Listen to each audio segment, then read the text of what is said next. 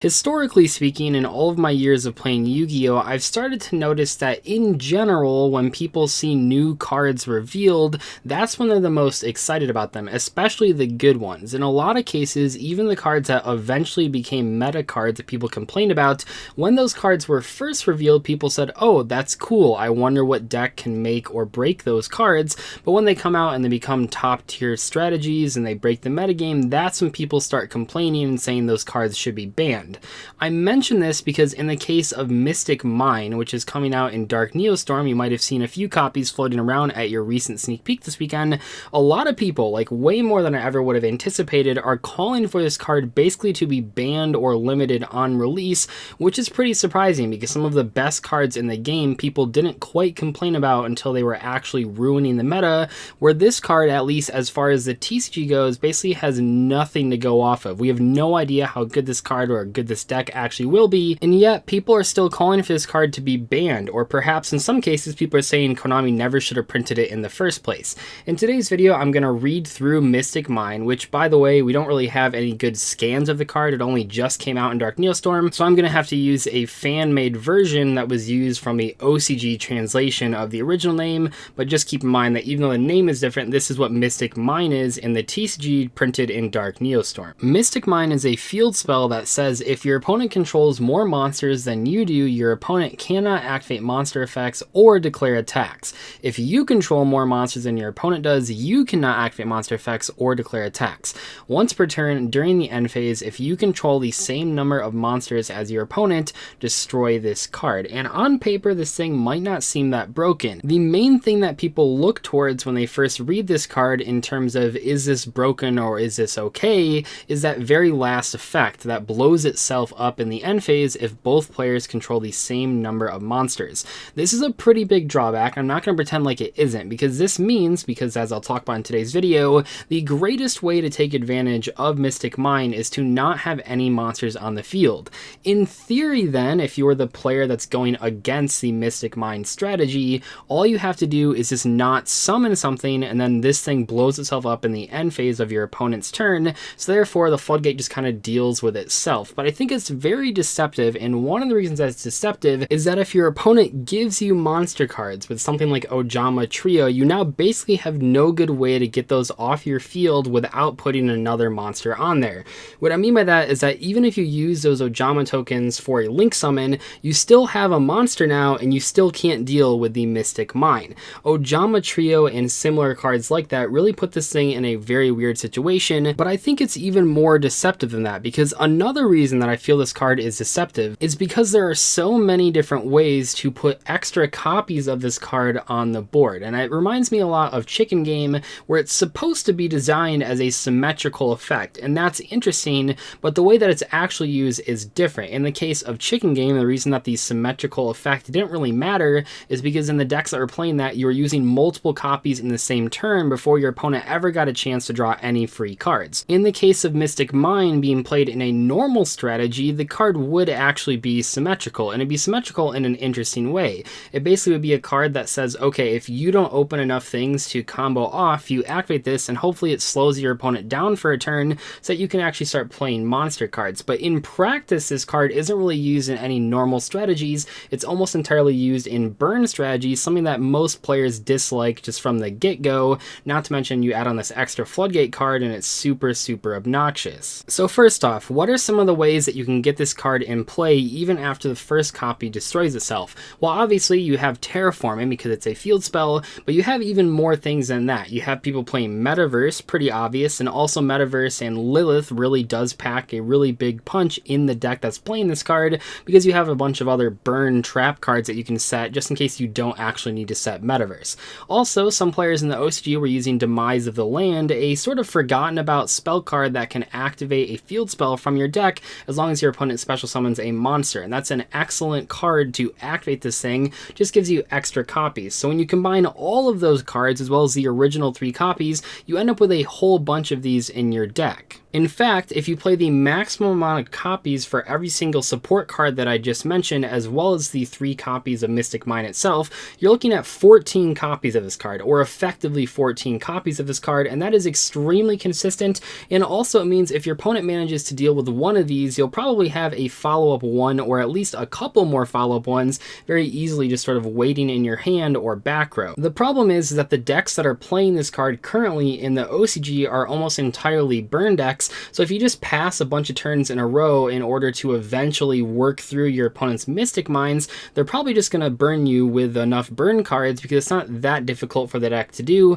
Not to mention they have copies of Pot of Duality and maybe Pot of Extravagance and other things along those lines. Card of Demise is very popular. All these other cards that are playing in that deck that just give you free cards to burn your opponent with. In other words, while that last line of text does exist and while it does blow itself up in the end phase, I think the best way to analyze this card in most situations is just going to be just that first effect. If your opponent controls more monsters than you do, your opponent cannot activate monster effects or declare attacks. Keep in mind that preventing effect activation is not the same as negating effects. I say this because this card is just like a mono Awado, which means you can't even attempt to do anything, you can't pay any costs, you can't do any of those things, and that's a pretty big deal. It's a better skill drain because it affects anywhere. It affects the hand, it affects the grave, it affects the field, all these different places that this thing just blanket negates. And on its own, that would probably be enough for this card to be competitive, but what truly breaks this card in the eyes of many players is negating attacks. Now, in most cases in competitive Yu-Gi-Oh!, negating attacks isn't that big of a deal. You don't see a lot of effects like that. You don't see negate attack or mirror force or any of those types of cards in the competitive landscape.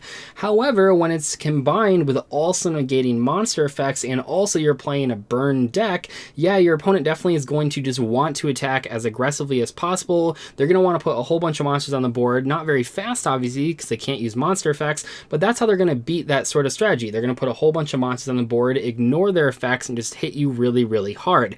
However, because they can't attack, you can't actually do that to deal with the burn deck unless you burn through all of their copies of Mystic Mine, which means that in a lot of cases there just isn't enough outs to this card in the conventional strategy, at least as far as 2019 goes. And what I mean by that is that yes, there are many outs to this card. There is an OCG trap card that we don't have yet that can protect this, but that doesn't exist in the TCG, so that's not really worth talking about. More importantly, many of the cards that exist that just counter this directly, things like Mystical Space Typhoon, Cosmic Cyclone, those cards aren't super popular right now. In fact, many decks are cutting those cards in favor of monsters. Especially for the decks playing Sekka's Light, most people are playing the Dino Wrestler monster that destroys cards instead of playing Twin Twisters.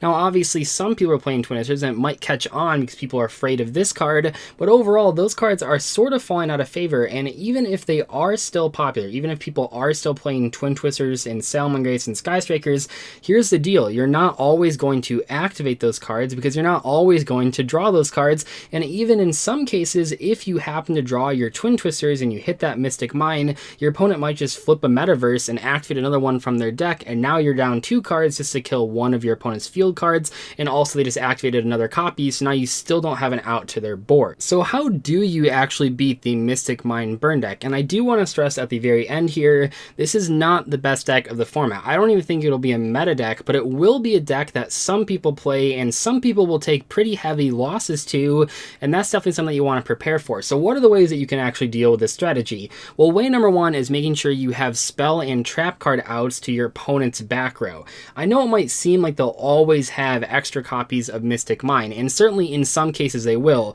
but the fact of the matter is that they won't always draw the perfect hand of the right amount of Mystic Mines and also the right amount of burn cards. So the best way to deal with this deck is to hopefully draw that Twin Twisters or whatever back row removal you're playing that's not a monster card, and just hopefully your opponent doesn't have enough things to keep you from attacking. Threatening Roar seems pretty popular in a lot of these builds, but they're not always going to draw those cards. Even when you factor in Lilith, which can set any normal trap from the deck, they don't have like infinite copies of these trap cards. They can't always have Metaverse, they can't always have Threatening Roar, and I know it might seem like a bad situation and just hope your opponent doesn't draw a good hand, but I think in the case of decks like this, yes, sometimes you actually just have to go into a tournament and say, if I play against this deck, I very well might lose, but in a lot of cases, you probably won't if you come prepared, and sometimes, yeah, you can just wait out the field spell, let let it destroy itself, your opponent won't always have all the pieces to their combo every single first or even second or even third turn, because the deck doesn't have that many searches. It has some searches, it has some draw power, it has Lilith, but outside of those cards, you won't always draw the perfect hand. All it really takes to understand what I'm talking about is if you consider like the Subterra Guru deck. It might seem like they have infinite ways to reach Guru. You have the 3 copies of Guru, you have the Hidden Cities, you have the Terraformings, but they don't always open that card, and sometimes when they open that card, if you just hit it with Effect Failure, it just stops their turn completely. This is another situation where you're playing against a deck that a lot of decks won't be able to beat if the deck gets going, but you have to keep in mind that not every deck out there is super consistent. Not every deck is perfect. I'm already picturing hands with this deck where you either draw too many field spells or not enough field spells, so I think it's going to be a good deck, a deck that people lose to, but I don't think it's going to be the most successful deck in the format, if not for the fact that if the deck ever caught on as super popular, people would start side decking like Twin Twisters and Cosmic Cyclone and MST and all these other backer removal cards, which is sort of similar to what happened when Altergeist won YCS Sydney. So many people started siding for them, so they became a lot worse, and that could happen if this deck does actually catch on. However, I think realistically the deck won't catch on. I don't know if people are going to play it out of moral principles or anything along those lines. I think most people just realize it's not the most consistent deck, and also it basically has no win condition going second if your opponent sets up a big board.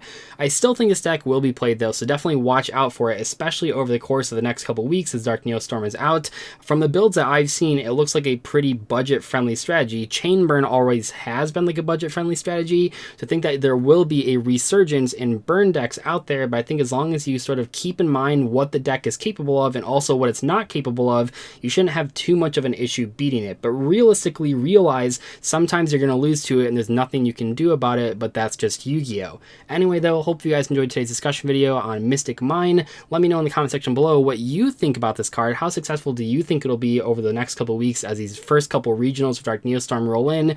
Could this actually be a metagame contender? I'm not so sure, but let me know in the comments. I'll see you guys later though. Thank you so much for watching today's video. Goodbye.